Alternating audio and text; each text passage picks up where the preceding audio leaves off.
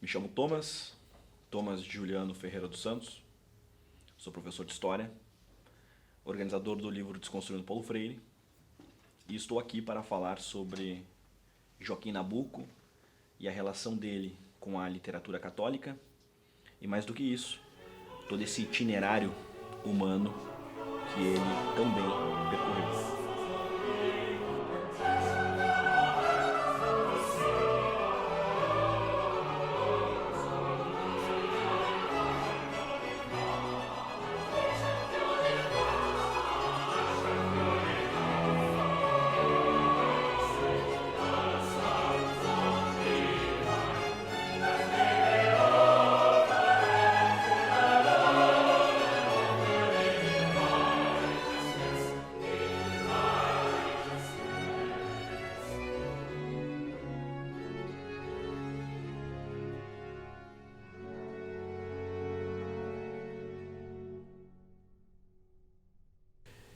Neste sentido, começo com a menção de que toda a vida humana ela é formada inescapavelmente por um conjunto de somas. Nós temos as nossas etapas de formação que são inescapáveis. Temos as memórias de nossa infância, memórias de nossa chamada adolescência, memórias de nossa vida adulta em um primeiro pedaço, e depois, claro, as memórias inescapáveis de um certo saudosismo que todos esses itinerários acabam deixando. Neste sentido, a vida de Nabuco ela é formada por um conjunto de somas que ele muito bem marcou, definiu.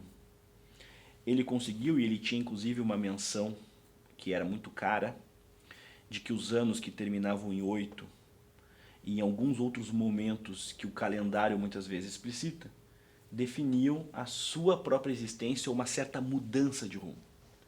Ou seja, em outras palavras, toda a vida humana, do camponês mais simples a de um notável como Nabuco, ela é formada por um conjunto de experiências. As memórias afetivas se perdem e algumas ficam. No caso de Nabuco, ele conseguia, por um esforço confessional, definir essas lembranças não só em seus diários, mas mais do que isso, ele definia elas a partir de alguns símbolos, como mencionei, o ano terminado em 8 e coisas desse tipo. Neste caso, a minha ideia aqui é falar sobre Nabuco a partir de 3 recortes, recortes que ele definiu, mas que não totalizam evidentemente a sua vida, mas eu entendo que são os recortes mais importantes. Primeiro momento, quero falar de maneira mais expandida sobre a sua biografia. E um segundo momento, eu quero recortar um elemento, o elemento mais substancioso de sua biografia, ou seja, a sua conversão ao catolicismo. E em um terceiro momento, quero falar sobre seus escritos. O objetivo desta aula, deste encontro, desta palestra, como queiram definir, é mais do que fomentar um certo itinerário de leitura em torno de Joaquim Nabuco, mas apresentar um lado que ele sempre deu relevância, mas que muitas vezes é ignorado de maneira um tanto quanto oportunista, eu diria. Exemplifico isso. Há um exemplar muito bem organizado pela Top Books da obra Um Estadista do Império. Mais adiante comentarei sobre ela. Mas em suma, tanto por João Camilo de Oliveira Torres como por Gilberto Freire, a obra Um Estadista do Império foi definida como a Bíblia de nossa historiografia. O que isto quer dizer? Para explicar, eu gosto de dar sempre um exemplo. Existe o fato histórico. O fato histórico é aquilo que acontece essencialmente no tempo, na realidade. O historiográfico é a produção em cima desses fatos, o ofício de historiador. Neste sentido, então, sendo a Bíblia de nossa historiografia, ela é quase como um manual de como fazer uma obra historiográfica. 2 notáveis, que com seus sinônimos e antônimos do ponto de vista de investigação, Gilberto Freire e João Camilo, definiram da mesma maneira a obra, O Estadista do Império como a nossa Bíblia. Pois bem, a obra foi muito bem editada pela Top Books, mas há um espaço, um vácuo, um limbo, como queiram definir, no que envolve os processos de conversão de Nabuco quando apresentam todo o seu itinerário existencial, ou seja, ao final da obra, há uma cronologia sobre a sua vida, nasceu em tal dia, se desenvolveu assim, naquele momento participou de tal manifestação política, enfim, todo esse percurso. E quando nós chegamos em pontos catárticos, definidos por ele dessa maneira, a sua experiência nas missas, a sua nova confissão, a sua primeira comunhão depois de convertido, e que ele tão bem descreveu, inclusive, em livro, estes fatos são ignorados a um silêncio até chegar à sua morte. Ou seja, ao pegar uma obra, repito, muito bem organizada, sob o ponto de vista técnico, acadêmico, há esse silêncio, quiçá em obras como Organização Inferior. Se Nabucco, em nosso país, poucas vezes é conhecido dentro do recorte de todo o seu trabalho heróico em torno da abolição, quiçá esse Nabucco mais intimista, o Nabucco católico, o Nabucco de terço na mão e de confissão semanal. Então, meu objetivo é falar sim do Nabucco, nosso abolicionista, mas a partir também de experiências religiosas que, como ele mesmo disse, adocicaram seu espírito para a conversão definitiva. O Nabucco, que em certo momento da vida testemunhava os milagres que assistia dentro das igrejas que frequentava, é o mesmo menino que aos 8 anos, na escada do Maçangana, recebeu um negro clamando por acolhida. E eu quero demonstrar essa continuidade. Pois bem, falar de Nabucco é sempre, pelo menos de maneira muito pessoal, algo que me encanta. Me sinto muito lisonjeado por ser brasileiro, por comungar das cores da pátria de Nabucco. Nabucco ele não foi, e não falo isso por nenhuma espécie de ufanismo ou de partidarismo, seja o que for, ele não foi um homem que está na galeria simplesmente dos grandes brasileiros. Não. Ele é, sem sombra de dúvida, um dos maiores homens da história da humanidade. Isso é um fato. Eu vou explicar isso para que não fique uma coisa hiperbólica. Pensemos comigo, a escravidão é uma das chagas da história da humanidade, de maneira inescapável. Dialoga com outras espécies de barbarismo e, como Santo Tomás mesmo ensina, tanto para o bem como para o mal, existem níveis. A escravidão ocupa um nível de um barbarismo humano que lhe é coerente. Se ele foi, no Brasil, um dos países que, em maior quantidade e por maior tempo, dentro de um certo recorte, desenvolveu e aplicou a escravidão, escravidão esta que é muito mal discutida, mas, pegando só a ideia temporal e a ideia do absurdo, se ela foi amplamente aplicada no Brasil, e ele é o nosso abolicionista no artigo definido, ou seja, o abolicionista e não no indefinido, um abolicionista, ele resolveu um problema da história da humanidade, ou ajudou a resolver. Neste sentido, ao lado de outros notáveis exemplos, quando a gente pensa em Churchill na relação com o nazismo, nós temos Churchill sempre em uma alta relevância pelo fato de que ele conseguiu executar, não sozinho, evidentemente, uma ação prática contra um tormento da humanidade naquele período. E com Nabucco, dentro de sua proporção, a gente tem o mesmo processo. Repito, se o Brasil viveu a chaga da escravidão, e se ele foi o abolicionista, o líder, eu estou falando de um homem que está ocupando uma dignidade que está fora do Brasil e dialoga do ponto de vista humano. Este foi Nabucco. E como se desenvolveu esse abolicionismo? Como ele, de alguma maneira, foi impactado por esse tormento humano? Como ele, tocou na sua alma?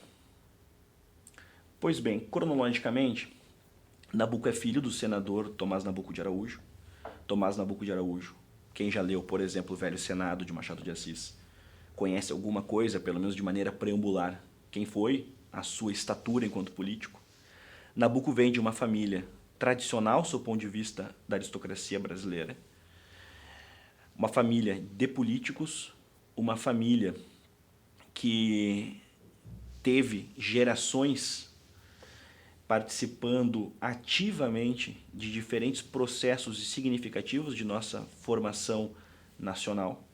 E Nabucco é filho, então, do grande senador Nabuco de Araújo, que não só tem essa estatura de ter sido descrito por Machado de Assis, de ter sido biografado pelo próprio filho, de ter sido um homem, por exemplo, que é a linha mestra de um estadista do Império, mas tem uma outra estatura que é importante, que de maneira preambular já era abolicionista, de maneira preambular já tinha um trabalho e um envolvimento com as questões que posteriormente culminarão em Dom Vital, por exemplo, e toda a celeuma da questão religiosa no Brasil. Ou seja, nós estamos falando de Tomás Nabuco de Araújo, que é, biograficamente, Nabuco entendeu muito bem isso, tanto que escreveu sobre o próprio pai em O Estadista do Império, é uma figura nevrálgica do próprio tempo. Pois bem, filho deste homem, nascido no Recife, Nabuco foi criado até seus 8 anos pela sua madrinha. Em que circunstâncias isso se desenvolveu? Primeiro que o Recife e o engenho do Maçangana, eles ficam hoje de carro, 30 minutos de carro de distância. O engenho do Maçangana fica na região do Cabo, é uma região próxima, e naquele momento, quando Nabuco nasce, ele é batizado no Maçangana. Ao ser batizado no Maçangana, sua madrinha e o seu padrinho, ambos, em um primeiro momento, o acolhem. Depois Nabuco volta, fica com os pais, e a sua madrinha fica viúva. Nesse processo de viuvez, uma prática comum dentro das intimidades familiares no tempo, o pai de Nabuco, Tomás Nabuco de Araújo, deixa que Nabuco seja criado por sua madrinha durante essa parte da infância. Então, esse momento de viuvez de sua madrinha e de uma relação afetiva, de total confiança entre as famílias, fizeram com que Nabuco vivesse até os 8 anos no engenho do Maçangana. E aí nós temos um primeiro ato que eu enxergo assim, eu não consigo enxergar a história sem a presença teológica, da presença de Deus, da presença da providência.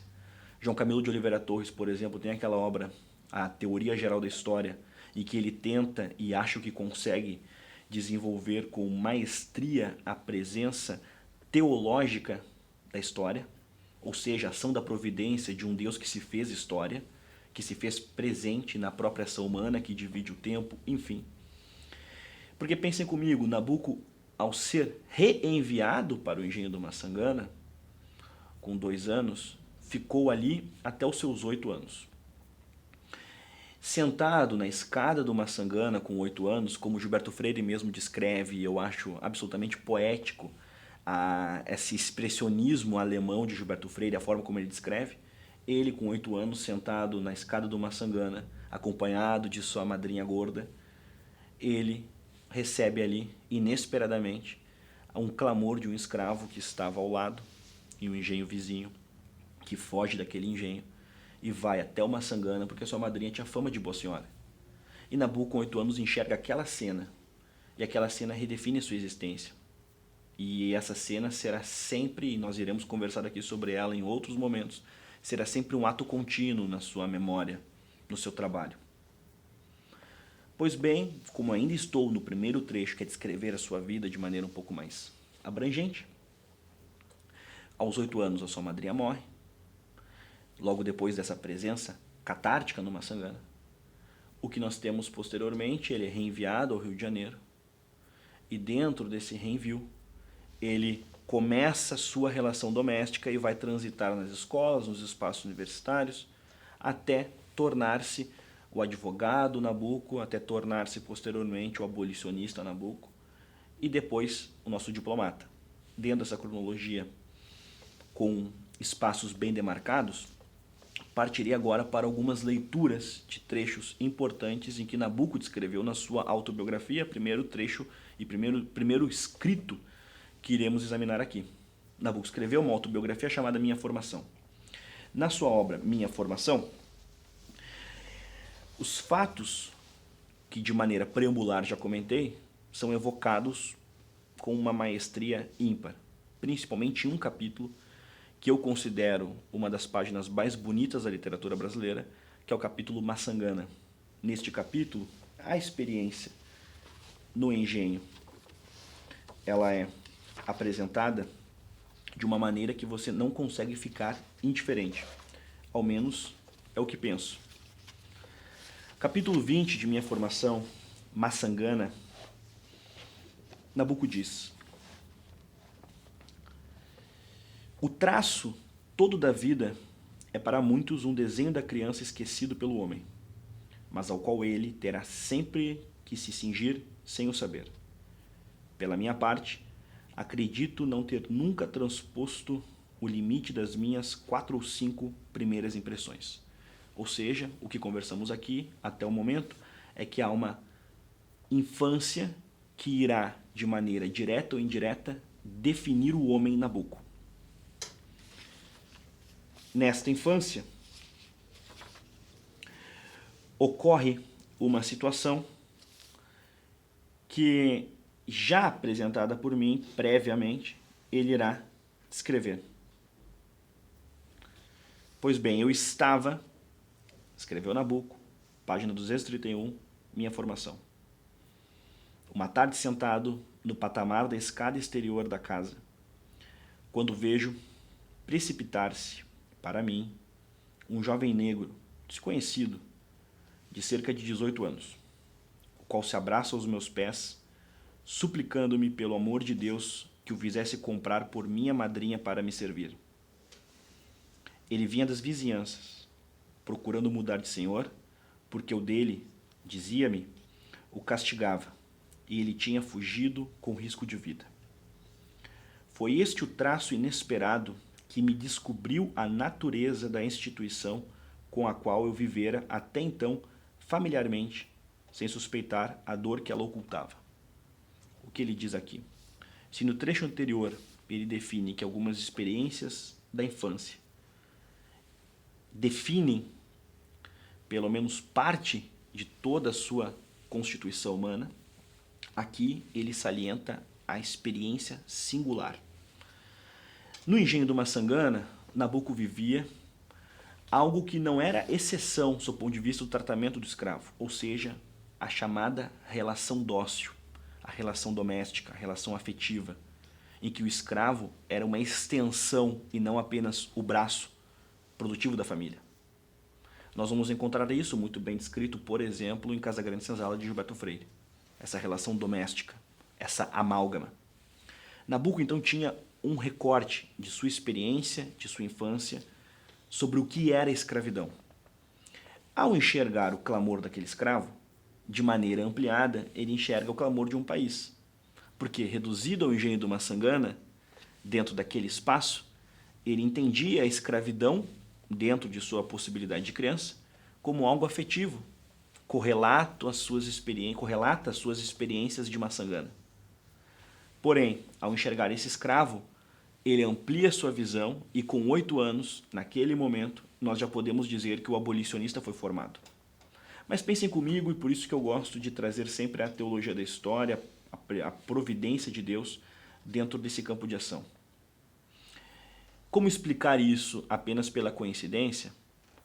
O fato de que ele, com 8 anos, estava sentado naquela escada e que naquele exato momento aquele negro iria passar ali pedindo para ser acolhido por aquela criança.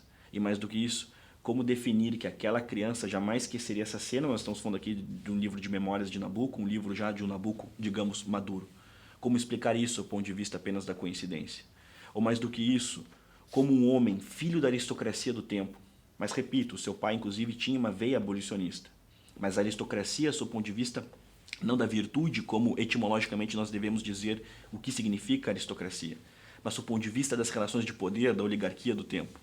Como um filho desse Brasil, que em muitos casos prostituía conceitos, naquele momento iria, ainda criança, de maneira prévia, saber que estaria no futuro abrindo mão de tudo isso. Pouco se comenta, mas ao escolher ser abolicionista, e nós já estamos aqui, ainda que falando de um Nabuco com 8 anos, já falando do abolicionista, Nabuco sofreu com atentados, Nabuco perdeu empregos, ele perdeu e muito escolhendo ser abolicionista.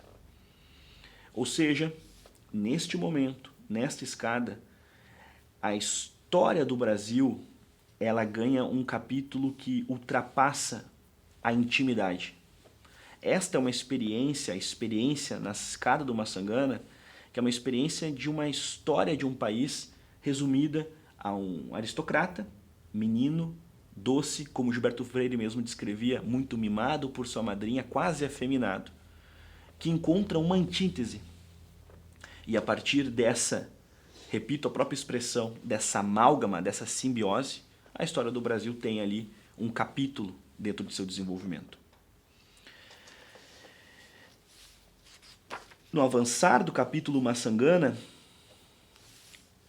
Nabucco ainda diz: das recordações da infância, a que eclipsa todas as outras e a mais cara de todas, é o amor que tive por aquela que me criou até os meus 8 anos como seu filho. Nós já vamos falar sobre uma outra experiência de Nabucco, que é a experiência do luto. Essa experiência de luto, ele vai descrever de uma forma que eu particularmente sempre me emociono, não consigo ficar indiferente a estas sílabas, e acredito que vocês também não ficarão. Nabucco descrevendo então a morte de sua madrinha. A noite da morte de minha madrinha é a cortina preta que separa do resto de minha vida a cena de minha infância. Eu não imaginava nada. Dormia no meu quarto com a minha velha ama, quando ladainhas entrecortadas de soluços que acordaram e me comunicaram o terror de toda a casa. No corredor, moradores, libertos, escravos, ajoelhados, rezavam, choravam, lastimavam-se em gritos. Era a consternação mais sincera que se pudesse ver. Uma cena de naufrágio. Todo esse pequeno mundo, tal qual se havia formado durante 2 ou 3 gerações em torno daquele centro, não existia mais depois dela. Seu último suspiro o tinha feito quebrar-se em pedaços. A mudança de senhor era o que havia de mais terrível na escravidão. Sobretudo, se devia passar do poder nominal de uma velha santa, que não era mais senão a enfermeira dos seus escravos, para as mãos de uma família até então estranha. Pois bem, temos aqui muitas coisas para se comentar. Primeiro trecho, o fato de que havia um clamor espiritual conduzido por libertos, escravos, vizinhos. Aqui, ao falar de escravos, clamor espiritual, nós já temos uma experiência de que havia religiosidade dentro dos ambientes de escravidão. Então a gente já refuta aquelas baboseiras que a gente escuta de maneira tanto quanto recorrentes, lamentavelmente, de que o negro não tinha alma, coisas desse tipo. Você não ensina a espiritualidade católica e não tem interesse em converter, por mais abjeto que seja o sistema escravocrata, alguém que não tem alma. Pois bem, vamos ignorar isso, vamos entrar definitivamente no que interessa dentro deste trecho. Primeiro, sob o ponto de vista da vida privada da escravidão, a gente amplia muito a discussão, uma vez que havia sofrimento, afetividade entre libertos, ou seja, pensem comigo, a pessoa foi libertada, vê a sua antiga dona morrer e faz questão de lá estar para se solidarizar com a morte e, mais do que isso, para ser consolada também. Ademais, repito, escravos chorando. Aquele menino acorda com este clamor. Se em um momento enxergou o clamor de um escravo, neste momento ele enxerga um novo clamor também de escravos. Só que dessa vez esse clamor está definitivamente envolvido sob o ponto de vista do afeto, porque é sua madrinha que estava falecendo. Ainda, o fato de que havia uma mudança de senhor para um escravo é algo perturbador e que ele consegue, com menos de 50 palavras, apresentar o nível de perturbação que existia sob o ponto de vista daquela relação do que será do meu amanhã. O Maçangana, ele não ficará com o Nabucco. O Maçangana irá para outro herdeiro e o processo inclusive de recuperação da memória de Nabucco no Maçangana contemporaneamente não conseguiu preservar nenhum móvel, por exemplo, que tenha sido do tempo de Nabucco no Maçangana. O Maçangana está preservado, mas a matéria interna, os móveis, etc., não são os mesmos, porque saiu de Nabucco e foi depois para outros itinerários humanos, vamos botar assim.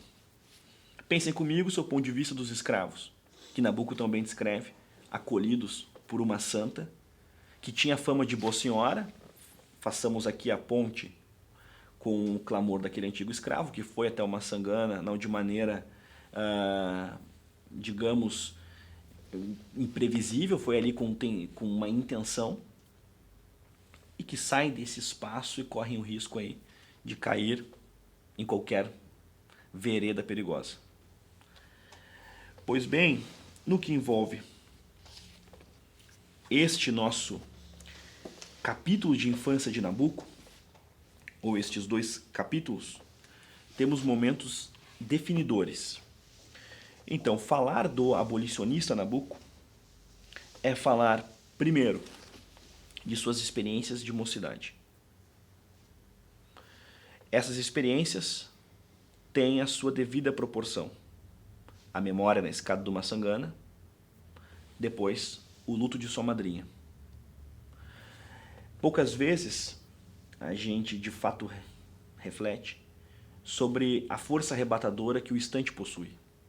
Eu gosto de fazer uma certa relação que o instante que tantas vezes perturbou Sartre, em Nabucco tornou-se redenção, porque ele soube aproveitar de fato o instante na escada de uma sangana e depois o instante do luto, do sofrimento. Neste momento, na biografia escrita por Carolina Nabucco, filha de Joaquim Nabucco, título A Vida de Joaquim Nabucco, Carolina Nabucco inclusive inspirou Hitchcock como diretor de cinema, escritora de mão cheia.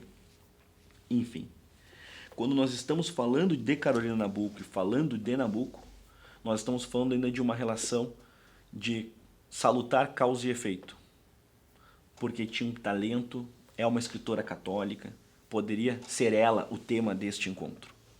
Mas o que interessa principalmente é o seu pai, e no capítulo em que ela deu o título de O Católico, ela apresenta um trecho que Nabucco descreveu em suas notas íntimas sobre como ele começou a perder a fé. Nasceu no engenho de uma sangana, teve essas 2 experiências, viveu, quando digo nasceu no engenho de uma sangana, nasceu do ponto de vista da educação, dos afetos, porque ele nasceu no Recife. Aos 8 anos, perde sua madrinha, tem que voltar, e aí nós começamos a falar de um Nabucco que, quando entrei para a academia, levava minha fé católica virgem. Sempre me recordarei do espanto, do desprezo, da comoção com que ouvi pela primeira vez tratar a Virgem Maria em tom libertino. Em pouco tempo, porém, não me restava daquela imagem, senão o pó doirado da saudade. Então, Nabucco, que ao ingressar no Rio de Janeiro, nas escolas Dom Pedro II e em outros ambientes domésticos de educação, ele, de maneira gradativa, ele perde a fé. Notem que ele não se esquece do espanto da primeira vez que ele viu Nossa Senhora sendo profanada. Poucos acabam acessando esse tipo de documento, mas há um certo purismo no entendimento sobre como a fé católica era aplicada no Brasil chamado colonial, no Brasil chamado imperial. Mas nós temos autos de inquisição em que leigos e padres, inclusive, juravam pelo pentelho da Virgem, bem nessa expressão. Então você precisa entender sempre de que os problemas católicos no Brasil, eles não nasceram agora, eles não nasceram apenas a partir da década de 60, 70. O Brasil sempre foi um país que, sob o ponto de vista de fé católica, vejam aqui um exemplo, o menino que tinha toda uma relação espiritual, afetiva, com uma madrinha, que era tão católica a ponto de fazer com que seus escravos rezassem os rosários por ela, este menino, dentro do ambiente escolar, perde a fé. E se vocês acompanharem contemporâneos de Nabucco, como por exemplo Afonso Pena, Rui Barbosa, Castro Alves, Barão do Rio Branco, todos eles têm uma relação direta ou indireta com a relação de fé, sua perda, enfim. Então, perder a fé na academia era a sorte da maioria dos seus contemporâneos. Endossa o que acabei de dizer, Carolina Nabucco. Então, dentro desse processo, dentro dessa cronologia, O Nabucco, de sua primeira metade de abolicionismo, será o Nabucco que oscilará.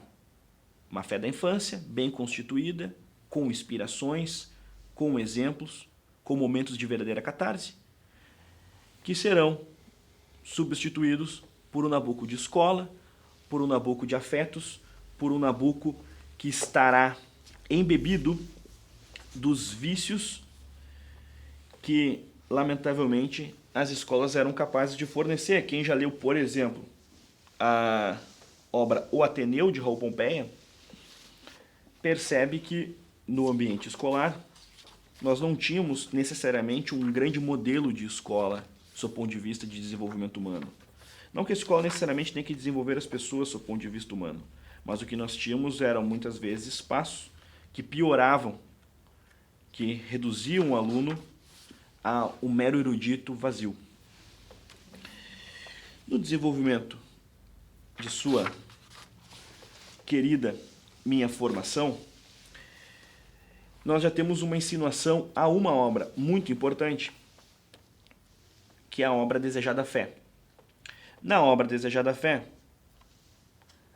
Nabucco vai apresentar um seguinte trecho. A alma religiosa não está murada pelos textos. Pelo contrário, ela está aberta de todos os lados. Aí ele avança.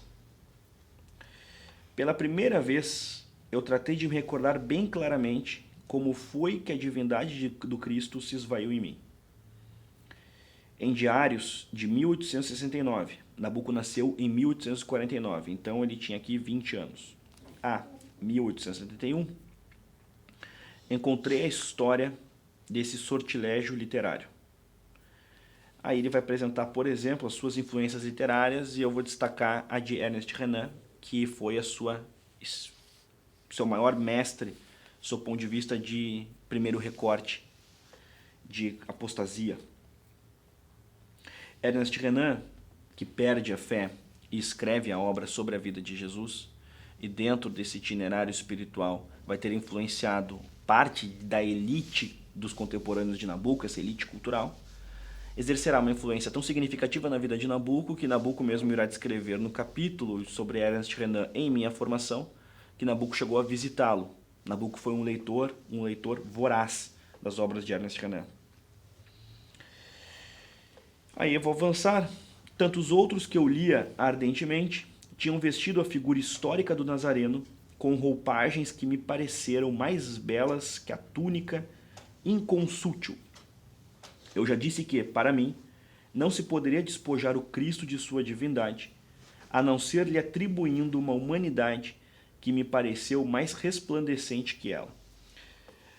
Pois bem, dentro deste itinerário espiritual de Nabucco, se ele, ao ingressar dentro do ambiente escolar, começa o seu processo de redução espiritual, quando ele toma o devido contato com obras, e eu destaquei Ernest Renan, esse efeito de humanização, em certo sentido, quase um arianismo do próprio Cristo, vão acontecendo esses efeitos de maneira cada vez mais intensa.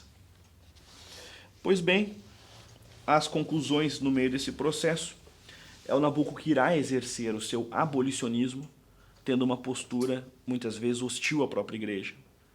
Um abolicionismo muitas vezes reduzido ao ambiente da dignidade do homem sob o ponto de vista material e menos da dignidade sob o ponto de vista espiritual.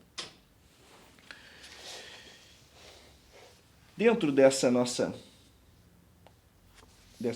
conversa, nós temos um trecho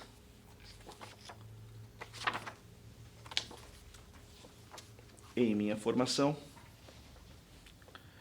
que quero crer, para os que sucumbem nessa fase, que o benefício que eles possam fazer elimine parte da impureza que carregam em sua inconsciência moral ou religiosa. O que ele está falando aqui? De outro momento catártico em sua vida, no avançar cronológico, que é quando ele redefine a sua forma de abolicionismo, que é o encontro que ele teve com o Papa Leão XIII. Este encontro pode ser sintetizado, sob o ponto de vista do prisma de Nabucco, da seguinte maneira: até lá basta o próprio papel que desempenhamos. O crítico não aparece sob o ator. A dúvida não distrai da ação exterior contínua. Enquanto se é um simples instrumento, por pequeno que seja o círculo traçado em torno de nós, a imaginação se encerra nele e a vida interior não se insinua sequer à consciência. A ação é uma distração. É só acabada ela que em certa ordem de espíritos as afinidades superiores se pronunciam. Ou seja, aqui ele começa a entender que o seu abolicionismo de verdade, ele é não apenas material, não apenas sob o ponto de vista empírico de um barbarismo em que ele enxergava, de um sistema, em que ele, Nabucco, foi abolicionista desde sempre. Nabucco tinha alguns talentos bem significativos, era um orador de excelência, era chamado na época de Quincas o Belo, ele era bonito, ele tinha porte, ele era afetuoso, ele tinha virtudes que no ambiente político destacam qualquer político. Mas, em muitos momentos, e ele mesmo reconhece, e se a gente for ler, por exemplo, a sua obra O Abolicionismo, nós vamos perceber que isso de fato está presente, que é uma redução quase que prática política, com belas passagens, enfim, mas muitas vezes reduzido ao ambiente político, de uma defesa da abolição. E aqui, ao encontrar Leão XIII, que foi um arrojo de sua parte, porque pensando, do seu ponto de vista de Nabucco, o abolicionismo chegando em uma parte derradeira, com o incentivo de um Papa, com escrito direcionado ao próprio Brasil, especificamente tratando sobre isso, ele conseguiria um êxito maior e, mais do que isso, um impacto para a sua maior preocupação no tempo, que era o pós-escravidão. Nabucco já tinha entendido em 1888, quando encontrou o Papa Leão XIII, de que a abolição irá acontecer. E ele já tinha preocupação, evidentemente, com os escravos pós. Ele não sabia que seria no dia 13 de maio, mas com os escravos pós 13 de maio. Se a gente for reduzir, então, a vida de Nabucco nesse sentido, de sua perda de fé até o encontro com o Papa Leão XIII, nós temos um abolicionista que vai se desenvolver com muita dignidade, com muitos acertos, mas muitas vezes reduzido às entranhas do ambiente político da abolição. Ao encontrar o Papa Leão XIII, em que ele descreve em momentos de muita beleza aquele homem vestido de branco e ele sentado e tem um encontro com o Papa, que o próprio Nabucco descreveu, que naquele momento não entendia o embrião da fé que nascia, nós já estamos falando de um homem, e o trecho que ele já dá esse tipo de insinuação, que está entendendo aquele processo de uma maneira bem mais ampliada. Quando a abolição ocorre no Brasil, e o escrito do Papa Leão XIII chega ao Brasil depois, nós já estamos aqui no dia 13 de maio de 1888, em um momento que é a síntese de uma existência que naquele momento se viu preenchida. Nabucco, desde menino, configurou-se abolicionista. Quando o abolicionismo ocorre, ele, que até então muitas vezes enxergava a vida como uma causa mestra, a causa era a abolição, necessariamente partiu da ideia de qual o sentido da minha vida a partir de agora, se o abolicionismo de fato aconteceu. E essa dúvida existencial de um homem que estava próximo dos 40 anos, acertadamente, foi culminada com o seu casamento. Ele casou aos 40 anos com uma esposa católica, católica de missa, de intenção e, mais do que isso, de testemunho, que, como o Evangelho mesmo descreve, arrasta. E como eu gosto de ainda acrescentar, arrasta e arrasa. E no caso de Nabucco, ele foi arrasado com o testemunho de sua esposa. Pensem comigo, do seu ponto de vista bem coloquial. Se Nabucco era conhecido como Quincas o Belo, não faltou mulheres. Certo? Desculpa, eu vou repetir essa parte. Não faltaram mulheres. Mas Nabucco nunca foi, o próprio Gilberto Freire vai exemplificar muito bem, ele nunca foi o que a gente possa chamar de mulherengo em nossos dias. Nunca foi. Mas nunca tenha sido necessariamente um sinônimo de castidade. Mas ele não era um mulherengo.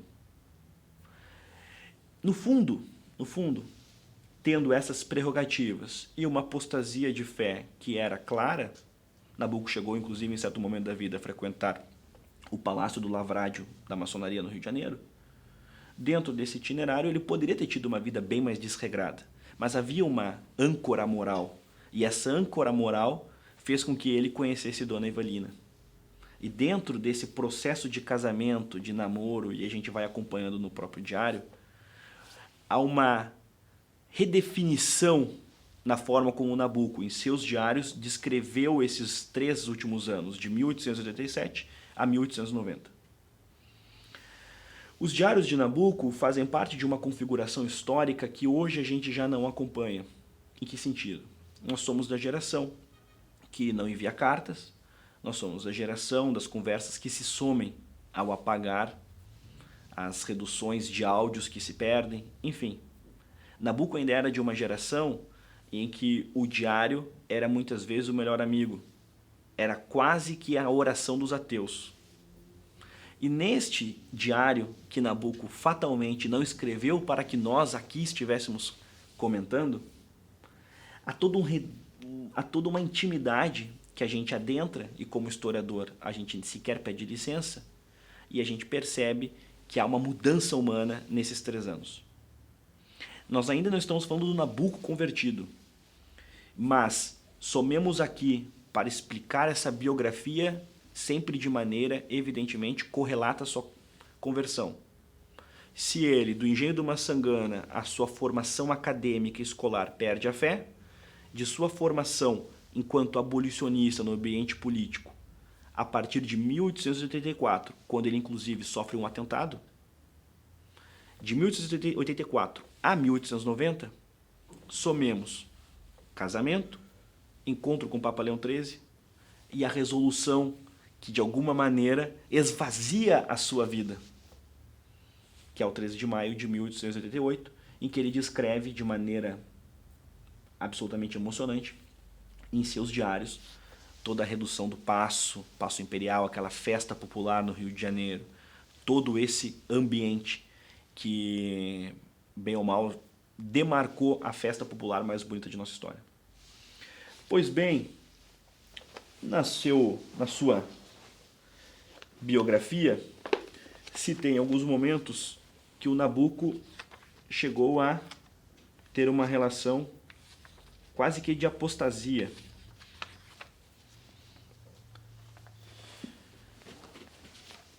E essa relação de apostasia, ele vai descrever, por exemplo, com muita base, a partir de seu próprio ambiente empírico, uma vez que, por exemplo, em um ambiente com regalismo, com o clero participando da maçonaria de maneira intensa, ainda com ordens religiosas com uma presença escrava bem marcada, o ambiente empírico de Nabucco fez com que, além de sua intencionalidade, suas inspirações e Ernest Renan, fez com que ele descrevesse da seguinte maneira: entre nós, o movimento abolicionista, nada deve, infelizmente, à Igreja do Estado.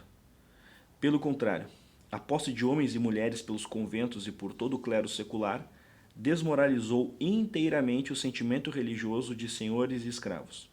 No sacerdote, estes não viam senão um homem que os podia comprar, e aqueles a última pessoa que se lembraria de acusá-los.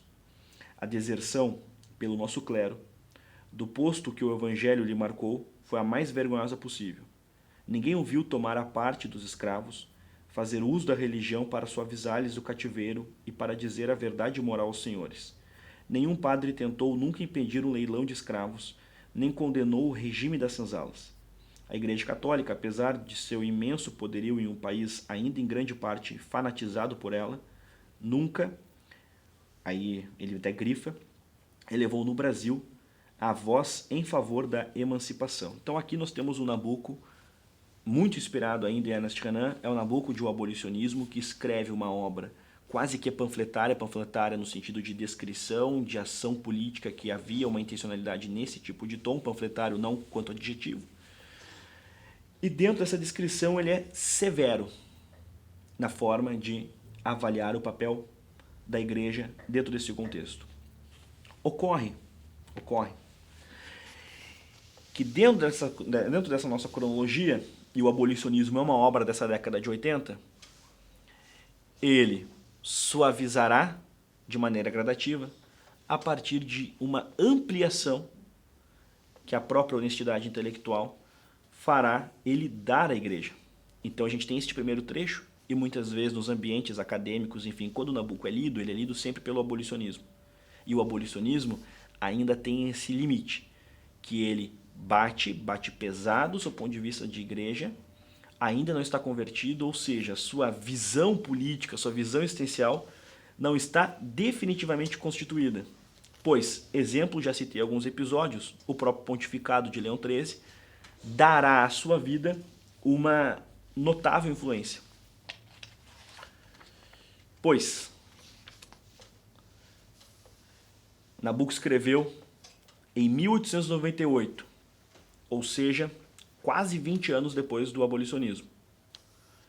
Neste tempo, e durante anos, o radicalismo me arrasta. Eu sou, por exemplo, dos que tomaram parte ativa na campanha maçônica de 1873, contra os bispos e contra a igreja. Entro até nas ideias de Feijó, de uma igreja nacional, independente da disciplina romana. Faço conferências, escrevo artigos, publico folhetos. Aqui, dentro dessa descrição que ele apresenta também em minha formação, a gente tem um itinerário de sua vida, em 1873.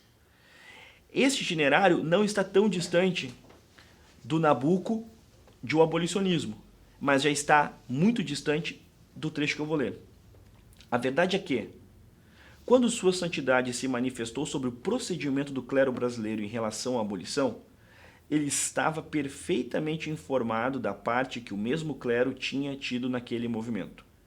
Eu mesmo tive a honra de apresentar ao cardeal secretário de Estado as pastorais dos nossos bispos que foram devidamente vertidas para o italiano, as quais foram examinadas com aquele minucioso cuidado que é o desespero de quantos recorrem à Santa Sé, pois ela costuma examinar todas as matérias em que tem que fazer interferir a sua autoridade com o maior exemplo. Foi, por consequência, um documento pronunciado, no sentido literal da frase. A consciência do Santo Padre estava perfeitamente informada de todo o movimento abolicionista. Não há que separá-lo nisto do episcopado, ou seja, o episcopado, notem as diferenças aqui. Se nós temos no primeiro trecho de O Abolicionismo, o Nabucco, de maneira severa, muito embasado no seu empirismo, descrevendo um comportamento abjeto de parte do clero, mas totalizando o clero dentro daquela maneira. Depois, em um trecho escolhido, em que ele descreve em 1873, que ele vai apresentar na obra Minha Formação em 1898, mas tem esse trecho de 1873, em que ele vai falar, inclusive, que tomou partido da maçonaria no contexto com Dom Vital, na questão religiosa brasileira, que vai ter encampado, em certo sentido, uma inspiração em Feijó, que era padre, grau 16 da maçonaria, regente do Brasil. Então vejam a complexidade no Padre Feijó de como era o regalismo no Brasil, como era esse parte do clero. Nós tínhamos, por exemplo, e vários momentos isso vai ter sido pauta de todo tipo de debate, duas vertentes no clero brasileiro, os chamados ultramontanos e os regalistas. Os padres que defendiam uma submissão ao Estado e outros padres que defendiam uma submissão a Roma. Quando Pio IX, no Concílio Vaticano I, declara o dogma do primado de Pedro, isso chega no Brasil quase como uma bomba atômica, dentro do próprio recorte do clero. Então vejam, o Nabucco, enquanto leigo, tendo uma influência direta ou indireta de Feijó, bebe desses, vamos botar assim, desses impactos. Em um tempo em que não havia, por exemplo, as possibilidades de você assistir aulas com padres na internet, muitas vezes você estava reduzido a um ambiente paroquial bem mais limitado. Então, o Nabucco, do trecho que li, do dia 24 de setembro de 1888, já é um Nabucco diferente de abolicionismo, muito diferente de 1873, porque ele vai descrever, e eu reforço, não há que separá-lo nisto do episcopado, ou seja, o episcopado tinha a mesma postura de Leão XIII, o episcopado a que ele se refere. Então, se Nabuco foi, em algum momento, e de fato ele foi, anticlerical, se ele foi severo na descrição com os bispos e padres, ele, que em muitos momentos vai ter tido a honestidade intelectual de dizer que boa parte de seus escritos foram trechos de mocidade, quantos intelectuais que nós conhecemos que têm trechos consagrados fariam isso de maneira pública, de invalidar ou diminuir o valor que seus escritos recebem? E ele de fato fez isso. Depois, ele vai ter reforçado de que de fato, no todo, a igreja nunca foi omissa com a questão da escravidão.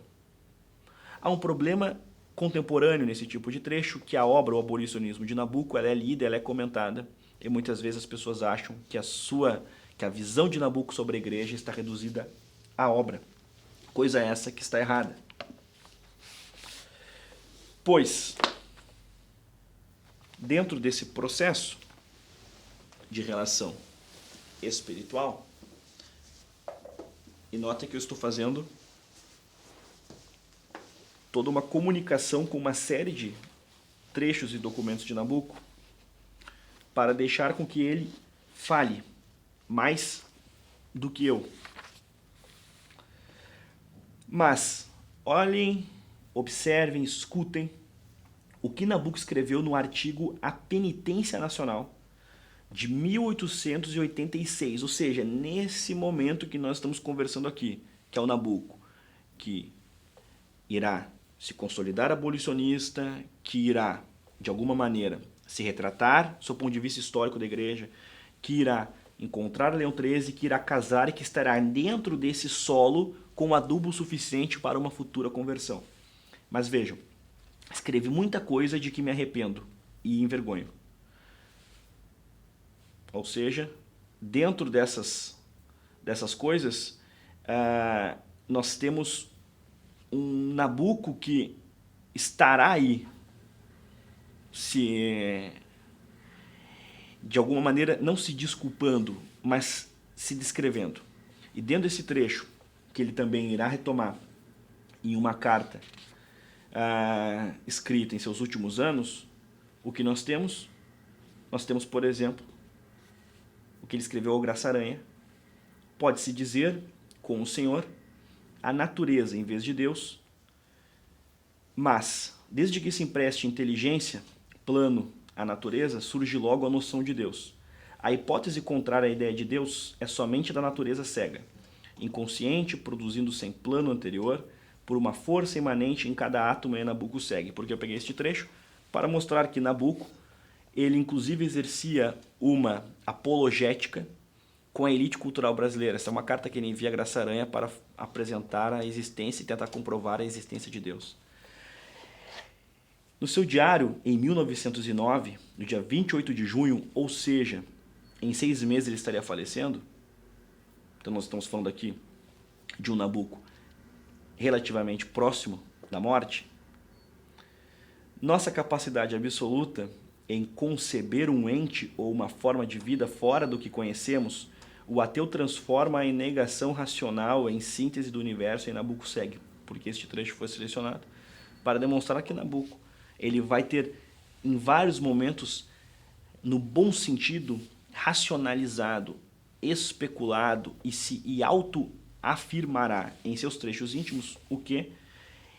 Esse preconceito ateu e de como refutá-lo. Tanto é que ele escreve: um preconceito acabado seca uma grande fonte de amor e de bem muitas vezes. Os ateus são áridos. O ateísmo pode ser uma convicção pessoal, mas é um crime propagá-lo.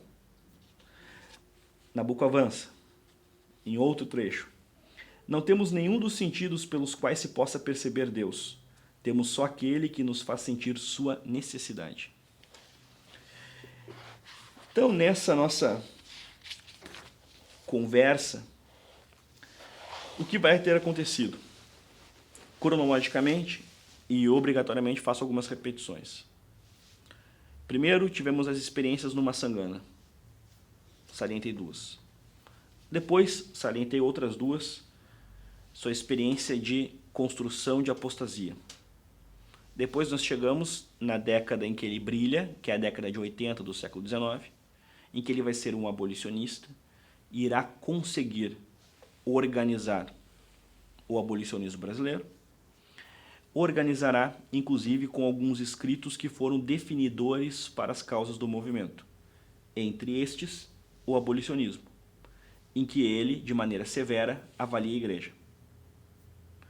Depois, o que demonstrei é que Nabuco não totalizou a visão da igreja pela obra O Abolicionismo. Ali ele escreveu muito embebido de Ernest Renan e de preconceitos anticlericais em menor escala do que ele tinha, por exemplo, na década de 70, mas ainda presentes. Aí apresentei o trecho em que ele valida o que? O trabalho do Papa Leão XIII e depois o trabalho do episcopado brasileiro com quem ele conversou. Ademais, apresentei que Nabuco teve a honestidade intelectual de se retratar, de dizer que se arrepende inclusive de algumas coisas que escreveu. Ele vai ter reduzido, por exemplo, o peso, e a obra ela é excelente do seu ponto de vista empírico, o abolicionismo. Ele vai invalidar um clássico. Quantos fariam isso? Até fiz a provocação. Dentro desse processo eu já apresentei alguns pontos que foram definidores na sua conversão. Entre estes, o seu casamento e o encontro com o Papa Leão XIII, que li alguns trechos que ele apresentou no capítulo Leão XIII na obra Minha Formação.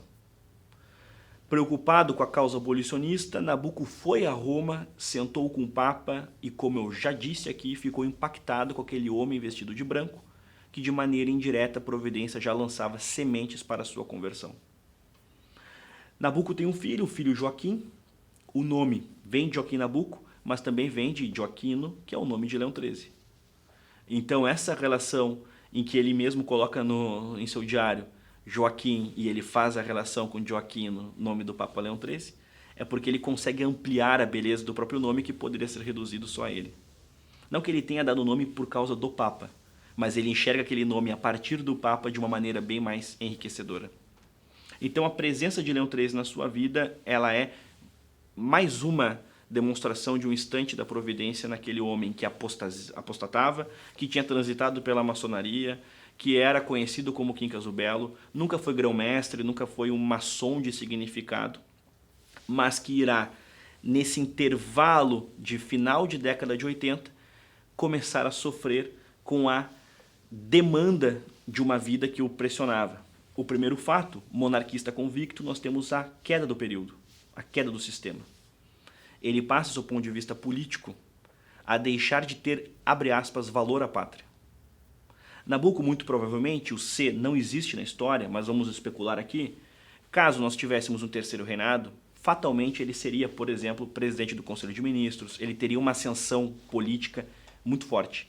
Ele era um braço direito da Princesa Isabel, e a Princesa Isabel, faço até um adendo, Nabuco, todo 13 de maio, até o seu último 13 de maio que viveu, mandava flores à Princesa Isabel por comemoração ao abolicionismo.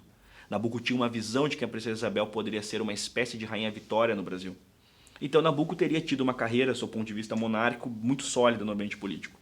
Com a queda monárquica, ele perde valor político. Com a abolição, a sua missão existencial foi resolvida. Aí, adicionemos o encontro com o Papa e esse casamento, esses 4 momentos somados, possibilitaram com que ele, como ele escreveu, com que paciência, com que doçura, Deus atrai a si um espírito transviado. Às vezes é por meio da moléstia, da pobreza, do isolamento, outras vezes pela mera companhia de um ente dedicado. A presença de uma esposa que põe à testa de todos os seus atos o temor de Deus, cria no lar uma escola em que os filhos não serão os únicos a se instruir. Graças a ela, a fé que parecia apagada no coração renascerá das cinzas, que a despeito de tudo, ela conseguiu reanimar. Então nós já estamos aqui então, Brasil, República, Nabuco entra em um ostracismo de 10 anos, começa a se dedicar basicamente à vida intelectual em seu apartamento de Botafogo. no apartamento de Botafogo, na sua residência em Botafogo, ele irá apostar equivocadamente algumas questões econômicas, perderá com a Bolsa de Buenos Aires e entrar em um período bastante problemático do seu ponto de vista financeiro, tendo dificuldades, vai experimentar coisas que até então ele não tinha experimentado. Não que ele tivesse uma vida sempre materialmente robusta. Em vários momentos ele teve dificuldades profissionais. Seu pai, por exemplo, ganhava bem, Tomás Nabuco de Araújo, e gastava muito mais. Tinha o vício do gasto. Então Nabuco nunca foi, enquanto menino, enquanto jovem, enquanto adulto, um homem que tinha grandes condições materiais. Teve que trabalhar desde muito cedo e recusou empregos em vários momentos por causa da própria causa da abolição. E por ser abolicionista ele foi muito censurado. Nabuco foi, em certo momento, a pessoa menos benquista nos ambientes, abre aspas, profissionais no Rio de Janeiro. Tanto é que nós temos menções em jornais norte-americanos, latino-americanos, enfim, em que eles descreviam Nabuco, vejam, em imprensa estrangeira, como o brasileiro mais odiado do Brasil, por causa de sua ação abolicionista, ao mesmo tempo que ele era aclamado por muitos, odiado por outros. Então ele não teve nunca uma vida materialmente fácil, porém o pior período material é neste contexto de conversão. Na sua residência de Botafogo, depois de ter perdido bens, muitos de dote de sua esposa, enfim, ele ali, enxergando um Brasil que estava piorando, do seu ponto de vista político, simbólico, enfim, vendo amigos morrerem, amigos envelhecerem, vendo toda uma causa, a abolição tendo sido mal executada, não por culpa de Dom Pedro II, da Princesa Isabel, mas o seu resultado acabou sendo muito ruim, do seu ponto de vista sociológico. Nabuco tinha uma visão de acolhida social do escravo, tinha uma visão humanitária de como resolvê-la pós 3 de maio, tanto é que ele tem aquela frase espinhosa de que o escravo ele iria chorar pelo 15 de novembro. Ou seja, o 15 de novembro piora a situação do escravo. Então, nesse contexto, é quando ele começa, com paciência, a se reaproximar da fé. E essa reaproximação ela irá acontecer de maneira mais intensa quando ele vai a Londres, sai daqui e fica um lugar que ele sempre gostou. E acompanhando as missas dos jesuítas em Londres, ele começa a experimentar essa espiritualidade. Tanto é que, nos primeiros anos de matrimônio, dentro desse ambiente de crise financeira, etc., que já descrevi, ele em Londres, ele conta em minha formação exatamente o seguinte: graças a uma concentração forçada, a qual não teria sido possível para mim, senão em sua bruma, que a minha inteligência primeiro se fixou sobre o enigma do destino humano e das soluções até hoje achadas para ele. E, insensivelmente, na escondida igreja dos jesuítas, aí ele segue, me fizeram sentir que a minha anestesia religiosa não era completa. Ou seja, aquelas experiências lá do Massangana na idade e depois toda a anestesia que recebeu, essa anestesia não foi suficiente, porque aquelas experiências ainda estavam entranhadas. Depois, respirando aquela pura e diáfana atmosfera espiritual impregnada do hálito de Newman, pude reunir no meu coração os fragmentos quebrados da cruz e com ela recompor os sentimentos esquecidos do quê? Da infância. Então ele retoma o Massangana de maneira importante aqui, quando ele começa a descrever o que? Essa sua conversão.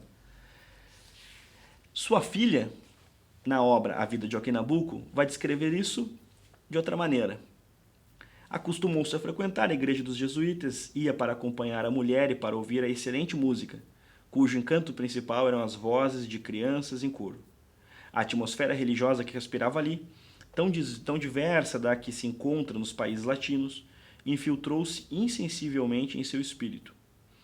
Interessando-se aos poucos pela significação dos ritos a que assistia, foi-lhes estudando as origens e o desenvolvimento histórico, o da missa sobretudo, e deixou-se definitivamente prender pela beleza exterior do culto, pela antiguidade e pela significação do cerimonial litúrgico, por toda a consagração católica.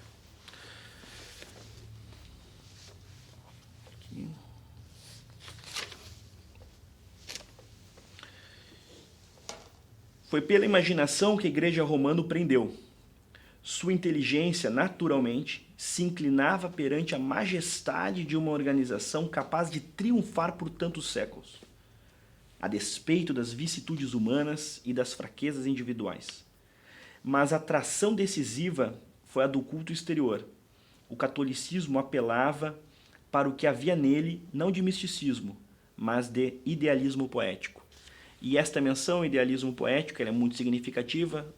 Nabucco, os seus primeiros arrombos literários foi na poesia. Temos inclusive a anedota de que Nabucco, muito moço, lança um de seus poemas em que ele homenageia seu pai em um jornal. Machado de Assis, já crítico consagrado, mas os dois são contemporâneos em matéria de idade, mas na Machado de Assis, que foi um singular até nisso, muito moço, já era um crítico consagrado. Ele vai avaliar o poema desse menino Nabucco, filho do grande senador Tomás Nabuco de Araújo. E os dois vão trocar uma primeira correspondência com Nabucco ainda menino. Anos depois, os dois fundam a Academia Brasileira de Letras, são grandes amigos em tal nível que, por exemplo, quando Machado de Assis morre, Machado de Assis pede a José Veríssimo que o primeiro amigo que ele avise de seu luto seja Nabucco. Então é uma intimidade, uma amizade muito intensa. Nabucco e Machado de Assis trocaram várias cartas, muitas delas são conhecidíssimas. Entre estas cartas nós temos Nabucco consolando Machado quando perde Carolina. Enfim, desenvolveram uma amizade que nasceu nessa mocidade de um Nabucco com seus arrombos poéticos. Ainda, Nabucco vai ter escrito, por exemplo, uma obra sobre os Lusíadas de Camões, ele foi muito inspirado em Camões. Então, toda essa beleza poética de um Nabucco ainda moço, do ponto de vista intelectual, dentro do campo de sua relação e reaproximação com a igreja, nós vamos ter exatamente na missa, nessa beleza, os pontos determinantes. Aí, dentro dessas minhas seleções, descobriria que a grandeza da construção católica, mesmo em ruínas, na minha alma, era tão imponente que tudo se apagava ao lado dela. Então Nabucco vai à missa, começa a acompanhar a esposa e dentro desse ambiente vai se convertendo, vai se adocicando, a tal ponto que no dia 22 de dezembro ele descreve: confessei-me hoje na matriz de São João Batista com o padre McNamara, irlandês, conjuntor. Quem sabe se as orações dos escravos não concorreram para dar-me a coragem de purificar-me assim. Mesmo quando tinha perdido a fé, eu admirava a grande concepção do confessionário. O padre Gordon atribuía a oração dos seus antepassados católicos à sua conversão. Este trecho é lindo demais. Eu quero crer que foram os escravos que ofereceram a Deus, por mim, algumas de suas amarguras. Aqui nós temos a síntese de sua vida. É o Nabucco que se converte, atribui essa conversão de maneira esperançosa à intencionalidade de seus escravos que ele tanto ajudou. É uma nota íntima, está em seu diário, no dia 22 de dezembro. Ele escreveu isso não para o grande público. Outra relação, já mencionei isso, em que os diários tinham com seus devidos redatores. E dentro dessa intimidade, é o Nabucco que, dentro de uma intencionalidade, ao mesmo tempo que tão poética, que nos seus ambientes mais íntimos a poesia ela está exalada, ele apresenta essa menção, que os escravos fatalmente colaboraram para a sua própria conversão, e mais do que isso, é uma palavra aqui que eu acho que vale muito para dar a síntese, para dar-me a coragem e a palavra purificar-me. Ele estava sentindo naquele momento, nesses contatos com a fé católica, com a espiritualidade, com as missas de sua esposa, com todo esse ambiente que ele estava frequentando de maneira assídua, coisa que ele não tinha conseguido fazer pelas mais variadas questões ao longo de sua mocidade, início de fase adulta. E nós falamos aqui então de um homem que estava se purificando, e dentro dessa igreja, São João Batista, que fica em Botafogo, no Rio de Janeiro, igreja que vocês podem visitar, nós temos a Confissão de Nabuco, e há uma certa poeticidade de que é um homem sempre envolvido com as coisas do Brasil, seus grandes momentos sempre aconteceram no Brasil. Enquanto que eu gosto de fazer essa comparação, sem ser anacrônico e sem ser excessivamente, no mau sentido, o termo carola, mas enquanto que fora do Brasil ele conversou com Ernest Renan, é claro que ele também conversou com o Papa Leão XIII, mas só faço essa provocação, no Brasil ele se confessou ali e começou a se purificar. Eu acho a sua relação com o Brasil, seu ponto de vista da providência, a condução como isso se dá, sempre muito poético. Se no dia 22 de dezembro ele se confessou, no dia 23 de dezembro ele irá comungar. Notem que é a primeira comunhão com fé, depois de convertido. Como ele irá descrever essa comunhão? Hoje comunguei com o Padre Boss na Capela das Irmãs de Caridade. Pela primeira vez, porque as comunhões do colégio eram em idade em que eu não podia compreender o ato. Graças a Deus, das cinzas da minha fé pude tirar a pequena lâmpada que hoje acendi em honra do Cristo em meu coração e que alumiará a minha morte. Estou grato pelo recolhimento com que recebi o sagrado corpo de Deus e espero que ele se disseminará, como eu, alento por todo o meu ser, desanimado e como luz pelo abismo que eu trazia dentro de mim. As minhas dúvidas hoje empalideceram todas, fugindo como as corujas do campanário ao raiar do dia. A lamparina que hoje acendeu há de ser religiosamente alimentada e hei de tudo esquecer antes dela, do que respeita a minha própria vida, porque não tenho ainda o fervor preciso para julgar que lhe preferiria a preocupação da mulher e dos filhos.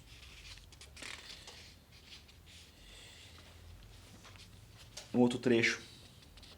O Pai Nosso é de uma simplicidade a mais sublime das orações, enquanto a perfeição humana pode valer digna de Deus.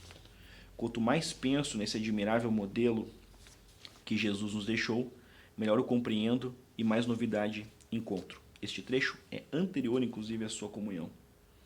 Aí segue, em um trecho quase em seu momento de morte. Se a gratidão fosse uma essência, como um incenso, eu daria o meu coração para ser convertido em um grão dela e arder um momento aos pés do Criador.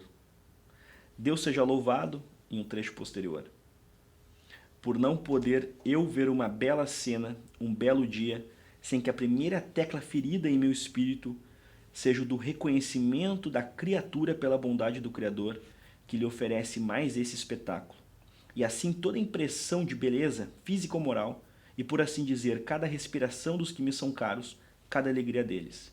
É uma velhice com rosário na mão. A obra que vai ter marcado a sua conversão não foi só feita na missa, não foi só feita por sua esposa. Ele, como um homem de muita leitura, com um nível cultural elevadíssimo, foi um filho da imitação de Cristo, como ele mesmo relata. Há dias estou relendo a imitação. Que admirável livro, verdadeiramente divino. Mas a regra da imitação é desejar o sofrimento, e o meu modo de entender a vida não é este. A imitação é escrita para os ascetas, e o ascetismo não é o meu ideal de vida espiritual, de comunhão da criatura com o meu Criador. O meu cristianismo é o platonismo acrescentado com o amor de Deus pelo homem. Em nada poderia renegar o culto do belo, a arte, a estética, a ciência, o progresso, as conquistas, a inteligência, pela contemplação da caveira e o pensamento das penas do inferno. Então, é o Nabuco que versa, se influencia, não necessariamente de maneira total, mas que se influencia muito pela imitação de Cristo, do ponto de vista, inclusive, de uma comparação espiritual com essa fé que ele vai descobrindo e que vai lhe sendo cada vez mais objeto norteador de sua produção. Na obra Minha Fé, obra importante, já li um trecho dela aqui, mas a descrição de Nabuco exatamente sobre essa sua relação com a missa, com a liturgia, sobre a concepção católica, como por exemplo quando ele, a vida vivida na estrita obediência à disciplina católica, me parecia uma vida incomparavelmente mais pura, mais útil e também mais livre que a vida independente. A religião cristã não é a religião de Deus no infinito, é a religião de Deus encarnado.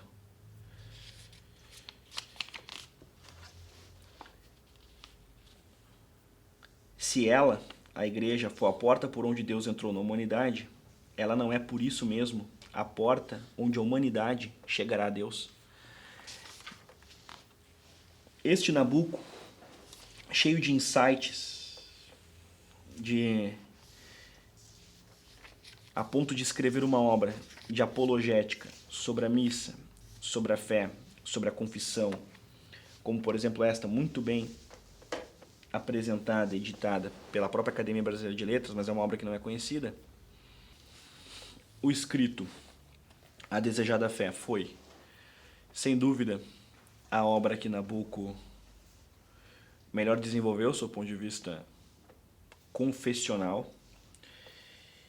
Talvez ela tenha sido a obra melhor acabada de Nabucco, pois há aqui uma intencionalidade que é quase que fora do ambiente de sua produção historiográfica, de sua produção biográfica. Enfim, eu vou exemplificar isso mais adiante.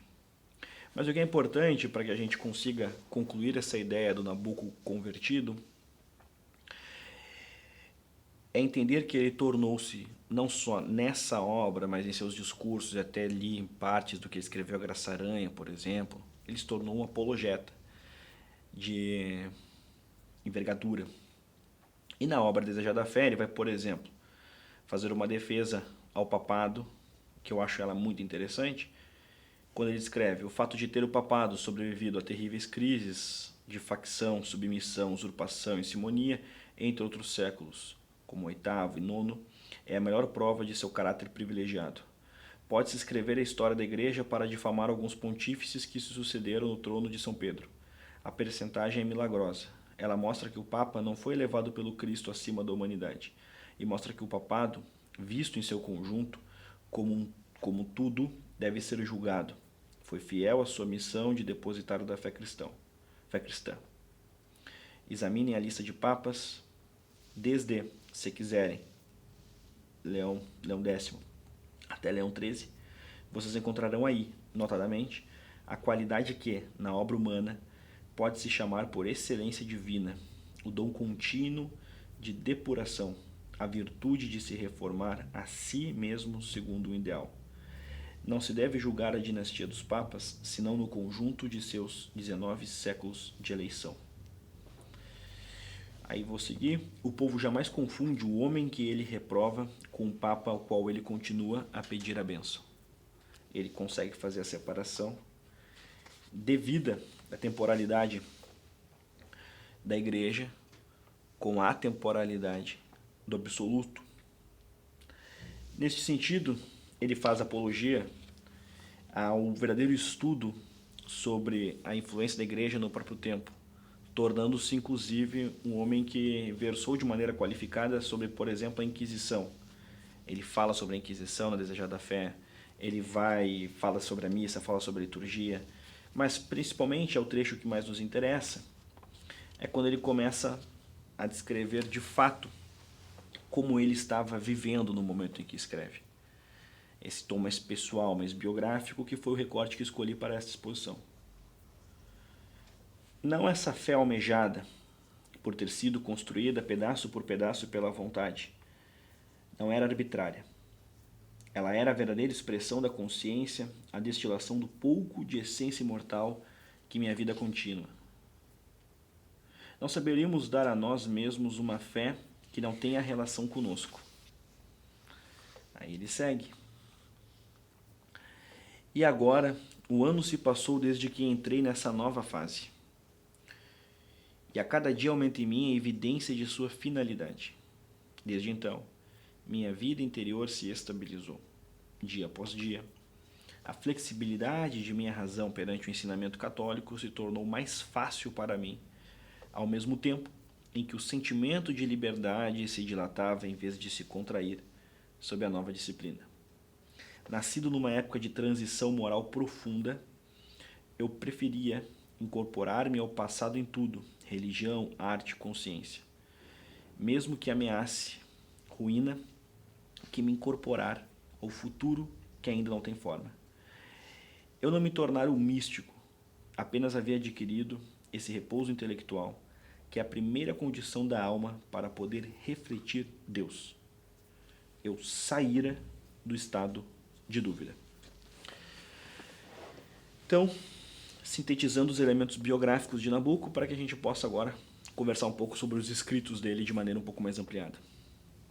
Primeiro, as experiências no engenho, a fé da mocidade, da infância. Depois um tempo de uma apostasia que vai sendo desenvolvida nos espaços escolares, às rodas afetivas e ao contexto de sua época. Se nós, sem nenhuma espécie de reducionismo humano, compararmos Nabuco com outro abolicionista, com outro homem importante para a causa, como por exemplo José Mariano, nós tínhamos um homem que escolheu de maneira contínua o ambiente do anticlericalismo, enquanto que Nabuco, ainda que muitas vezes participando disso, terá a devida humildade dos convertidos de reconhecer-se limitado e, mais do que isso, em muitos momentos injusto. Dentro dessa comparação, se nós recortarmos este jovem que na década de 70 já vai começar a se ambientar não só na academia, nos ambientes de direito, mas principalmente nos ambientes de matriz europeia, essa corrente que se alastrou de maneira tão intensa dentro de uma elite intelectual brasileira, e ele mesmo vai ter elencado, Ernest Renan, já fiz essa menção. Na década de 80, Nabuco consegue esse abolicionismo e começa, de fato, a partir de 1890, esse processo pedagógico de sua conversão, que tem seu momento de culmine em seu casamento, mas que tem os seus preâmbulos, por exemplo, nas resoluções de problemas prévios, no nascimento de problemas futuros, como a própria proclamação da República, e de seu encontro em 1888 com o Papa Leão XIII. Dentro deste recorte, percebam que tudo o que sintetizei até aqui, no conjunto de somas que comecei a aula mencionando, fiz a escolha pensada de falar apenas sobre o Nabuco e a sua relação com o ambiente de fé. Pouco examinei aqui o seu trabalho na comparação com outros abolicionistas, no que ele se diferenciou, não examinamos aqui discursos parlamentares, como ele perdeu e venceu eleições, quais eram as suas principais características de orador no sagrado Teatro Santa Isabel, sagrado porque lá, de fato, o movimento abolicionista, gosto de usar essa definição é minha, lá o movimento abolicionista se fez carne, ali ele nasceu, ali de fato é um momento e é um lugar, do seu ponto de vista político de nossa história, muito significativo, de alta relevância. Eu não examinei nada disso, o recorte todo na exposição sobre o Nabuco é sempre na sua relação com a fé. De uma apostasia, um anticlericalismo, um certo e, dados os contextos da época, justificado namoro até mesmo com a maçonaria, e depois uma conversão de ter sido descrito, inclusive pelo próprio Gilberto Freire, como aquele velho carola de terço na mão, então, e de ladainhas marianas. Este foi o Nabuco, que ainda que depois com todos os tormentos das doenças da velhice, morreu de fato de rosário na mão. Foi um homem de uma conversão, de uma humildade muito bem demarcada em seus próprios textos. No que envolve seus escritos, Nabuco tem pelo menos 4 obras que são fundamentais. Em todas elas, de maneira direta ou indireta, a presença da igreja se faz presente. Pensemos apenas no recorte destas 4 obras. A obra O Estadismo do Império, ele descreve o século XIX, quase que na sua totalidade, mas é quase na sua totalidade porque é o século XIX recortado dentro da temporalidade de seu pai, Tomás Nabuco de Araújo. É a Bíblia de nossa historiografia pelo conjunto de fontes, pelo tipo de trabalho, pela investigação que fez. Ela não narra necessariamente todo o século XIX, estilisticamente é uma obra muito bem desenvolvida, historiograficamente é uma obra densa, não é uma obra que eu recomendo a primeira leitura. Quer entender o século XIX, comece por ela. Não, ela é uma obra de leitura obrigatória para todos que querem entender, mas não é a primeira obra que você deve ler e, quiçá, sequer a 10ª. Então você precisa ter todo um conhecimento prévio para poder extrair o melhor que o Estadismo do Império tem a lhe oferecer. Mas a igreja se faz presente, evidentemente, uma vez que nós estamos falando de um século XIX, em que dentro da Constituição de 1824 a igreja era a religião oficial do Estado, e nós temos uma série de searas. Eu citei, por exemplo, o Padre Feijó naquele texto de Nabuco de 1873. Nós estamos falando então de um padre que foi protagonista de nossa política. Nós estamos falando, por exemplo, do movimento de independência no Brasil, em que padres auxiliaram esse movimento. Nós temos padres deputados. José de Alencar, por exemplo, grande escritor, era filho de padre.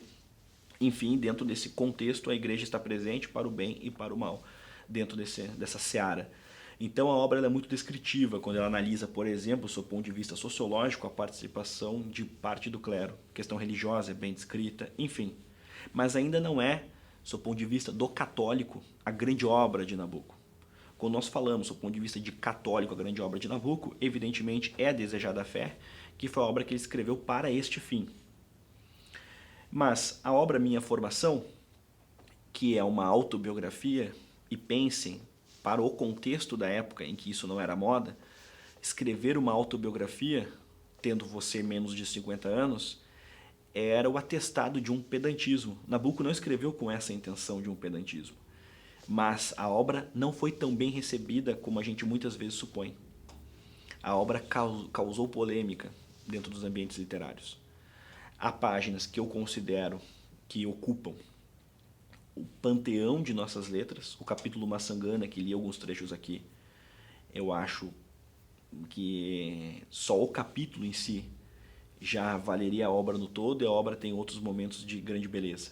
Mas para que a gente possa entender este Nabuco, de fato, Minha Formação é uma leitura obrigatória, porque nós temos os capítulos Leão XIII, nós temos o capítulo Ernest Renan, nós temos a descrição sobre seu pai, como ele de fato foi, abre aspas, reconquistado por uma família, já que ele até os 8 anos não viveu com ela. Enfim, todos esses meandros mais íntimos de Nabuco são muito bem descritos na obra Minha Formação, que ocupa, sem dúvida alguma, o panteão de nossas letras. Está ali dialogando, sem sombra de dúvida, com Machado, Bilac, enfim. Dentro dessa obra Minha Formação, eu preciso fazer um adendo ao Nabuco, que foi, sem qualquer exagero, um homem de nossas letras, além de um abolicionista, além de um apologeta. Sendo um homem de nossas letras de maneira tão intensa, ele foi ainda coroado como um dos fundadores de nossa Academia Brasileira de Letras, fez o discurso inaugural de nossa academia. Enfim, é um Nabuco importante também nesse recurso intelectual um pouco mais voltado para a literatura. Então vejam como foi multifacetado o nosso abolicionista, que lançou a Bíblia de nossa historiografia, lançou um livro de apologética em que ele faz verdadeiras defesas da missa, da liturgia da igreja, da beleza história da igreja, enfim, escreveu uma obra de uma poeticidade que eu considero que é exalada página a página, que é a Minha Formação. Então conversou também com a autobiografia, conversou com a literatura, porque foi um comentarista ainda moço, não é, de altíssimo relevo se compararmos a outros comentaristas de Camões. Mas enfim, é o Nabuco então que no que envolve os seus escritos, destaco esses 4. Seus comentários aos Lusíadas, que é quase uma obra de estreia, e Minha Formação, A Desejada Fé e O Estadismo do Império. Sobre o abolicionismo, que é a obra que muitas vezes ele é conhecido só por causa dela, ela é uma obra que se enquadra dentro de uma temporalidade, como eu aqui expliquei. Ela está conversando com Nabuco, e naquele momento, e que bom que ele foi assim, politicamente engajado na causa da abolição, mas que em alguns momentos pecará pelo excesso, como ele mesmo vai ter reconhecido, e como de fato eu li, fazendo a comparação, inclusive, de uma descrição em que ele reconhece um valor de um clero que não era no todo amorfo na questão da escravidão, mas por outro lado, em o abolicionismo, ele totaliza o próprio objeto. Então ela não tem, em alguns momentos, o devido cuidado analítico, que foi uma característica predominante dentro de seus trabalhos, discursos, enfim. Cronologicamente, então, temos um Nabucco que, inclusive no ambiente de seus textos, atesta de que há momentos de devida redefinição existencial, esta explicada evidentemente pela própria conversão. Esta conversão foi descrita por ele, recomendo que vocês, mais inclusive do que de fato me escutarem, procurem A Desejada Fé, leiam, é uma obra espiritualmente muito rica. É um homem que vai ter partilhado, inclusive, as suas impressões de leituras. Vejam que mencionei, inclusive, a importância, muitas vezes até pelo efeito indireto, que a obra Imitação de Cristo teve na sua formação, outros trechos, a presença da missa, do confessionário.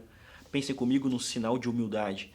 Vejam, sob o ponto de vista na comparação com outros santos, se nós pensarmos, por exemplo, no livro da vida de Santa Teresa, o testemunho de Nabucco, evidentemente, ele tem um quinhão. Mas este quinhão, ele tem uma beleza, uma humildade que adocica e, mais do que isso, dignifica um pouco a nossa escuta. Pensemos, você é o abolicionista de um país, as pessoas fazem verdadeira festa por onde você vai e você começa a frequentar grupos paroquiais para poder, de alguma maneira, receber formação de padres, muitas vezes bem mais jovens que você. Você senta, muitas vezes, em bancos acompanhados de jovens, de crianças, e você é o Nabucco. E ele passou por todos esses períodos, deu uma prova de que estava realmente interessado em uma conversão profunda, tanto que ainda foi brindado por ter sido pai de padre, um grande latinista que foi o Padre Maurício. E dentro dessa vida de Nabucco, sem dúvida, falamos de um homem que demarcou a história do Brasil, demarcou de fato pela causa da abolição a história do mundo, não é exagero, teve ali uma relação não íntima, sob o ponto de vista de amizade, mas íntima, sob o ponto de vista de intenção e de respeito com Roosevelt, com vários notáveis no mundo inteiro, respeitado pelo Papa Leão XIII. Teve então um homem que foi, no bom sentido do termo, ocidental, foi conhecido, inclusive com os limites tecnológicos de um próprio século XIX. As suas correspondências com os abolicionistas ingleses, enfim, demonstram que ele foi um homem realmente engajado de maneira muito mais ampliada do que apenas ao espaço de Brasil e não só nas questões de abolicionismo. Foi depois um homem importante nas questões de diplomacia, foi um homem que viveu, e esse testemunho é tão bem descrito por Gilberto Freire, que tem uma obra em torno de Joaquim Nabuco, que descreve isso com uma beleza que é a característica desse expressionista Gilberto Freire, que Nabuco foi um homem fiel, foi um marido digno. Então, há uma série de belezas que necessariamente são veredas que, no conjunto de somas, a gente não consegue, de fato, explorar. Meu objetivo aqui foi demonstrar que Nabucco não pode ser reduzido simplesmente como nosso abolicionista, ainda que, se ele assim fosse, teria evidentemente uma beleza e um valor ímpar. Mas ele foi mais do que isso, e ele deixou claro que ele foi mais do que isso. A partir do momento em que ele redefine alguns de seus textos como abolicionista, a partir do momento em que ele se descreve como católico, como apologeta, ele quis também ser conhecido como tal, e não apenas como abolicionista. E quando Nabucco, e quero encerrar assim, em muitos momentos falava sobre o Brasil de amanhã, do seu amanhã, o Brasil de um século XX que ele mal viu nascer, eu tenho a absoluta certeza que, de uma maneira indireta, dentro do terreno da providência, nós estávamos nas orações dele, quando ele muitas vezes descreveu que rezou pelo Brasil. Então sinto-se muito acolhidos nas orações de Nabucco, que é um brasileiro, herói da pátria, católico e com uma história de vida de ter caído do cavalo em seus caminhos a Damasco. Muitas vezes ignorada, mas felizmente aqui neste congresso isso de fato foi lembrado. Fiquem com Deus.